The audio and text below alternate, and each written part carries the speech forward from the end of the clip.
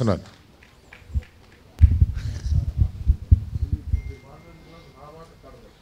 పెద్దలందరికీ నమస్కారం. విద్యార్థులందరికీ నా శుభాశీస్సులు. ఇప్పటి వరకు మన ఇన్స్పిరేషనల్ స్పీచ్ ఇచ్చారు ప్రభు గారు. ఆ విధంగా మాట్లాడతామంటే మిగతా వాళ్ళందరికీ కూడా అంత సులభం కాదు. ఆయన మాట్లాడిన తర్వాత ఎవరు మాట్లాడినా కూడా కొంచెం భయపడాల్సిందే. ఈ 20 సంవత్సరాలుగా క్యాపా చేస్తున్న ఈ సేవల్ని నిజంగా అభినందించాలి. ఎందుకంటే 20 సంవత్సరాల క్రితం మన పరిస్థితి ఒక రకంగా ఉంది. అప్పుడు 20,000 రూపాయలతో వాళ్ళు స్టార్ట్ చేశారు. ఆ రోజుల్లో ఆ 20,000 రూపాయలకు కూడా చాలా కష్టపడి ఉండొచ్చు. యాజ్ ఏ కమ్యూనిటీ 20 సంవత్సరాల క్రితం మనం ఒక పరిస్థితిలో ఉన్నాం. గత 20 సంవత్సరాల్లో ఒక రకంగా చెప్పాలంటే చాలా అభివృద్ధి చెందామని చెప్పుకోవచ్చు. అది ఎందుకంటే ఆ పరిస్థితులు చాలా మారాయి. ఇప్పుడు నేను చదువుకుంటున్నప్పుడు కానీ, ప్రభువు గారు మాకన్నా ముందు చదువుకుంటున్నప్పుడు కానీ మాకున్న ఇబ్బందులు ఇవాళ మీకు లేవు. ఎందుకంటే నేను చదువుకుంది 7th వరకు తెనాలి దగ్గర ఆ ఊరిలోనే అమర్తులు అనే ఊరిలో చదువుకున్నా. రోజు స్కూల్కి వెళ్ళాలంటే మాకు బ్యాగులు కూడా ఉండేవి కాదు. పుస్తకాలను ఇక్కడ పెట్టుకొని వెళ్ళేవాళ్ళం. కాళ్ళకి చెప్పులు ఉండేవి కాదు. అటువంటి పరిస్థితుల్లో చదువుకున్నాం. ఇవాళ మీ దగ్గరకు వస్తే డెఫినెట్గా చాలా చేంజ్ ఉంది మనలో. ఈ స్కాలర్షిప్స్ కార్యక్రమం అనేది కేవలం మిమ్మల్ని ఎంకరేజ్ చేయటానికి అనేది మాత్రం మీరు అర్థం చేసుకోవాలి. ఇదేదో పేద విద్యార్థులకు స్కాలర్షిప్స్ అటువంటిది కాదు. మీలో ఉన్న ప్రతిభని గుర్తించి మీకు ఒక మోటివేషన్ అనేది ఉండాలని. సహజంగా ఈ కార్యక్రమం స్టార్ట్ చేయడానికి 3 to 4 months ముందే అడుగుతారు మీకు ఎప్పుడు సాధ్యమవుతుంది అని. ఆలోచించుకొని నా టైము, ప్రభువు గారి టైము, మిగతా అందరి పెద్దల టైమ్స్ అన్నీ మ్యాచ్ అవ్వాలి.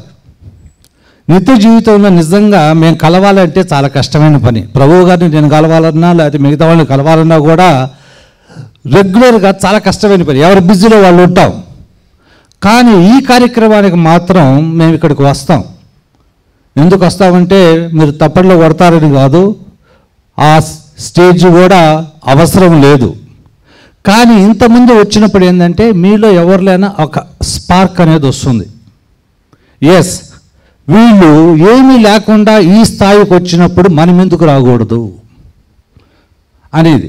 ఇప్పుడు ఇందాక ప్రభు గారు మిమ్మల్ని అందరూ అడిగారు, మీరు జీవితంలో ఏమి సాధించాలనుకున్నారో మీరు మనసులో అనుకోండి అని. ఎంతమంది అమెరికా వెళ్దాం అనుకున్నారు? ఎవరైనా చెప్తారని నేను చూస్తున్నా. సో మీరు చెప్పిన మెసేజ్ మాత్రం చాలా బాగా లోపలికి వెళ్ళింది. అందరూ కూడా లోపల పెట్టుకున్నారు కానీ ఎవరు చెప్పటం లేదు. నేను ఎందుకు చెప్తున్నానంటే ఆ సంకల్పం అనేది మనలో చాలా ఇంపార్టెంట్. ఒకటి సాధించాలి అనేది మాత్రం ఆ సంకల్పం చిన్నతనం నుంచే ఉండాలి. నేను చెప్తాను నా గురించి. 6th 7th జరుగుతున్నప్పుడు ఈ వైట్ పేపర్స్ ఉంటాయి. మా ఒక పేజ్ తీసుకొని 4-5 పేపర్లను చిన్న చిన్న ముక్కలు చేసి దానికి ఒక పిన్యూస్ పెట్టి వాటి మీద ఊళ్ళో సిగ్నేచర్ పెడతా కూర్చునేవాడిని. ఎవరు అడిగారు ఏంటంటే పెద్ద అయితే నేను ఇట్లా సంతకాలు పెడతా ఉండాలి అనేవాడిని. అంటే మనలో ఆ చిన్నతనంలోనే మనలో ఒక సంకల్పం అనేది ఉండాలి. నేనేం చేస్తాను జీవితంలో అని. నిజంగా నా దగ్గర డబ్బులు లేవు, మా దగ్గర అంత డబ్బులు లేవు. కష్టపడి మా పేరెంట్స్ మమ్మల్ని చదివించారు. ఎవరో తెలిసిన వాళ్ళు కూడా సహాయం చేశారు. చుట్టాల్లో కూడా కొంతమంది సహాయం చేశారు. కాకపోతే ఏంటంటే మనము ఒకటి సాధించాలి అనే ప్రయత్నంలో కష్టపడాలి. మీకు ఇస్తున్న ఈ స్కాలర్షిప్స్ అనేది ఏంటంటే డెఫినెట్గా మీరు కష్టపడటానికి ఉపయోగపడాలి. మనలో వాళ్ళ డబ్బులు లేకపోవచ్చు. డబ్బులు లేకపోవటం ఆ వయసులో చాలా అదృష్టమని నేను భావిస్తున్నాను. డబ్బు ఉన్నవాళ్ళకి, మీ వయసులో ఉన్న వాళ్ళకి దాని విలువ తెలియదు. కాకపోతే మీకేంటంటే ఈ వయసులో ఆ కష్టం అనే దానికి విలువ అనేది అర్థమవుతుంది. నేను కష్టపడితే ఇది సాధించగలను. ఇదిగో ఇటువంటి వాళ్ళు చాలామంది ఉన్నారు, మేమంతా కూడా అట్లాగే కష్టపడి పైకి వచ్చాము. నేను డిసెంబర్ నెలలో 1987 or 88 around that time, December 26న నాకు ఎంఫార్మసీ అడ్మిషన్ వచ్చింది ఆంధ్ర యూనివర్సిటీలో. సరే అని అక్కడికి వెళ్ళాను, ఆంధ్ర యూనివర్సిటీకి వెళ్ళాను. వెళ్ళి ట్రైన్ దిగే టైంలో యూనివర్సిటీ మొత్తం క్లోజ్ అయిపోయింది, రంగా గారు సరిపోయారు అని చెప్పేసి పెద్ద హడావుడి నడుస్తూ ఉంది. ఇక ఆ రోజు కనుక నేను అడ్మిషన్ తీసుకోకపోతే దట్స్ క్లోజ్డ్. అదే సమయంలో నాకు బిట్స్ పిలానీలో కూడా అడ్మిషన్ వచ్చింది. ఇక్కడేమో ఫీజు 2,000 రూపాయలు, అక్కడికి వెళ్తే 50,000 రూపాయలు. కానీ ఇక్కడ దీన్ని నమ్ముకొని ఉంటే నాకు నిజంగా సీట్ వచ్చిద్దో రాదో తెలియదు. సరే అని చెప్పి మళ్ళీ ఏదో మా పేరెంట్స్ బంగారం తాకట్టు పెట్టి ఏదో చేసి మొత్తానికి గ్రాండ్ ట్రంక్ ఎక్స్ప్రెస్ అనే ఒక దాన్ని ఎక్కించారు. ఎక్కితే ఏంటంటే రిజర్వేషన్ లేదు, అది కాజీపేట వెళ్ళేంత వరకు కూడా జనరల్ కంపార్ట్మెంట్లో కూర్చున్నా. అది కూడా ఎట్లా అంటే తెలుసా, 2 కంపార్ట్మెంట్స్ మధ్య గ్యాప్ ఉంటుంది సారా, ఆ గ్యాప్లో కూర్చొని కాజీపేట వరకు వెళ్ళా. ఆ తర్వాత లేదు ఎవడో చెప్పాడు వెనకాల ఆంధ్ర ఎక్స్ప్రెస్ వస్తుంది, అది ఎక్కువ, దానిలో నీకు సీట్ దొరికిద్ది అని. సరే నేను దిగా. అది భోపాల్ వెళ్ళేంత వరకు దానిలో నాకు మళ్ళీ సీటు రాలేదు, ఏమీ రాలేదు. ఢిల్లీ దాకా అట్లానే వెళ్ళా. ఢిల్లీకి వెళ్ళేసరికి డిసెంబరు, చలి. ఇవన్నీ ఎందుకు చెప్తున్నానంటే, మనం ఆర్థిక ఇబ్బందుల్లో ఉన్నప్పుడు ఏంటంటే మన బాధ్యతని మనం సాధించాల్సింది ఏంటి అనే దానికి ఒక మార్గం అనేది దాని అంతటికి అదే ఏర్పడుతుంది. అట్లా నేను జీవితంలో ఒకటి అనుకునేవాడిని, నేను ఉద్యోగం చేయకూడదు. నేను ఎప్పుడు ఉద్యోగం అంటే 100% ఉద్యోగంగా ఏ రోజు చేయలేదు. పిలానీలో ఫ్యాకల్టీగా పనిచేశా, బిట్స్ పిలానీలో. ఎందుకు చేశానంటే నాకు పిహెచ్డి చదువుతా అక్కడ ఫ్యాకల్టీగా పనిచేశా. అది అవ్వగానే అమెరికాకి వెళ్ళా, అక్కడ ఒక 6 సంవత్సరాలు రీసెర్చ్ చేశా. ఆ తర్వాత 6 సంవత్సరాలు రీసెర్చ్ చేసిన తర్వాత చాలా ఆఫర్లు వచ్చినాయి, జాబ్స్. ఇట్లా కథలే మనకి కంపెనీ పెట్టేద్దామని చెప్పి ఎవరో డబ్బులు ఉన్న వాళ్ళ దగ్గర నుంచి ఒక 2 వ్యక్తులు డబ్బులు పెడతారంటే నేను టెక్నికల్ పార్ట్నర్గా మీతో ఉంటాను అని చెప్పా. వాళ్ళ డబ్బులతో కంపెనీ పెట్టా, అదొక 6 సంవత్సరాలు నడిపాను. దెన్ ఆ టైంకి వచ్చేసరికి ఒక కంఫర్ట్ అనేది వచ్చింది.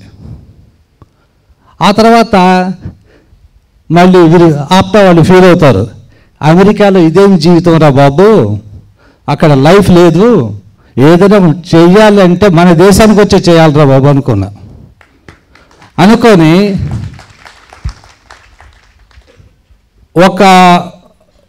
one day I have taken a decision. I should come back to my own country. I should do something in my own country. అనే సంకల్పంతో 2007లో స్టార్ట్ చేసి ఇవాళ మా కంపెనీలో దాదాపు 2,000 మంది ఎంప్లాయీస్ ఉంటారు, 500 మంది సైంటిస్టులు ఉంటారు, 80 కంట్రీస్కి సుమారుగా ఎక్స్పోర్ట్ చేస్తాం, 4-5 బయట విదేశాల్లో ఆఫీసులు ఉంటాయి, దాదాపు 8 ఫార్మాస్యూటికల్ కంపెనీస్ ఉన్నాయి. ఇవన్నీ ఎందుకు చెప్తున్నానంటే డబ్బు అనేది ఇంపార్టెంట్ కాదు, మనకి సంకల్పం అనేది చాలా ఇంపార్టెంట్. మనం ఏదైనా సరే చేయాలి అనుకుంటే ప్రతి ఒక్కళ్ళు అంటే డబ్బులు లేవు, అవకాశం లేదు, మా పేరెంట్స్ ఆ పరిస్థితిలో మమ్మల్ని ఇచ్చేయలేదు అని చెప్పుకునే వాళ్ళందరినీ మనం క్షమించకూడదు.